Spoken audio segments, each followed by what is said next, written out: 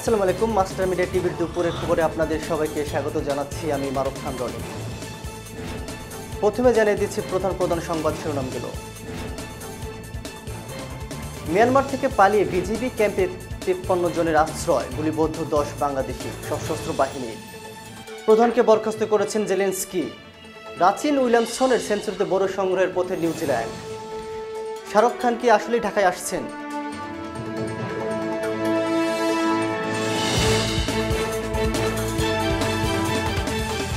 আবার উত্তপ্ত হয়ে উঠেছে মিয়ানমারের আরাকান রাজ্য। এই অঞ্চলের পূর্ব পশ্চিমাংশের বিদ্রোহী এবং সরাসরি বাহিনীর সঙ্গে চলছে ব্যাপক গোলাগুলি। সীমান্তের উপর থেকে বেশ কয়েকটি গুলি ও মর্টার সেল এসে পড়েছে বাংলাদেশের ভূখণ্ডে। এতে গুলিবিদ্ধ হয়ে গুরুতর আহত হয়েছেন অত্যন্ত ১০ জন। শনিবার বিকাল ৩রা ফেব্রুয়ারি বিকাল থেকে রোববার ৪টা ফেব্রুয়ারি সন্ধ্যা পর্যন্ত সব হতাহতের ঘটনা ঘটে। এদিকে বিদ্রোহীদের সঙ্গে গোলাগুলিতে টিকতে না পেরে জীবন রক্ষায় মিয়ানমারের বর্ডার গার্ড পুলিশের বিজিবি ৫৩ জন সদস্য তুমরু সীমান্ত অতিক্রম করে বর্ডার গার্ড বাংলাদেশ বিজিবি।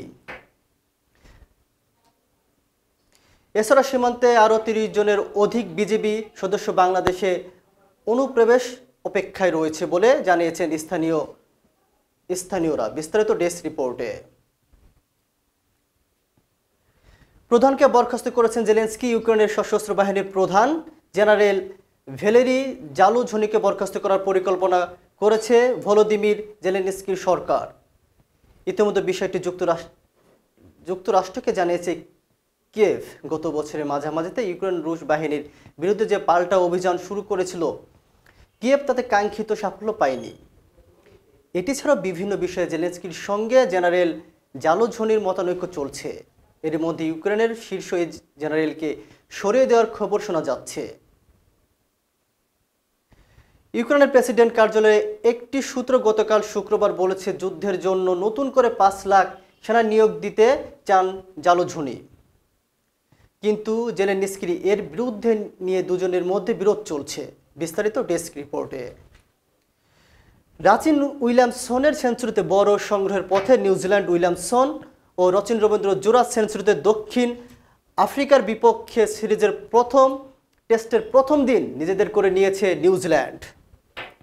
প্রথম দিন শেষে ৮৬ ওভারে ব্যাট করে ২ উইকেটে ২৫৮ রান করেছেন কিউরা। উইলিয়ামসন ১১২ ও রাচিন রবীন্দ্র করেছেন ১১৮ রান।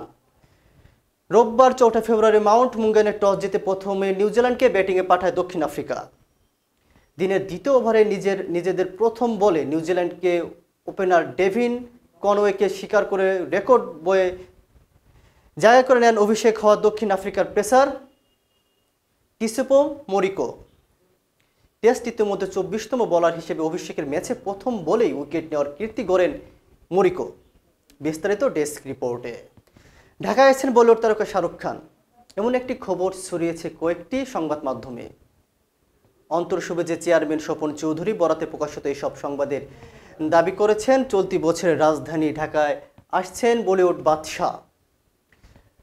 ২০১০ সালে অন্তর্শুভেজের মাধ্যমে ঢাকায় এসেছিলেন শাহরুখ খান। ১৪ বছর পর আবারও তার ঢাকায় আসা নিয়ে আলোচনার মধ্যে স্বপন চৌধুরী সঙ্গে যোগাযোগ করেছে। তবে বিষয়টির সত্যতা নিশ্চিত করেননি তিনি। স্বপন চৌধুরী বলেন, তিনি আপাতত এই বিষয়ে কথা বলতে চাননি। বিস্তারিত ডেস্ক রিপোর্টে। এই ছিল মাস্টার মিডিয়া টিভির এখনকার আয়োজনে। পরবর্তী সংবাদ দেখার আমন্ত্রণ জানিয়ে এখানেই শেষ করছি। ধন্যবাদ সবাইকে এতক্ষণ সাথে থাকার জন্য।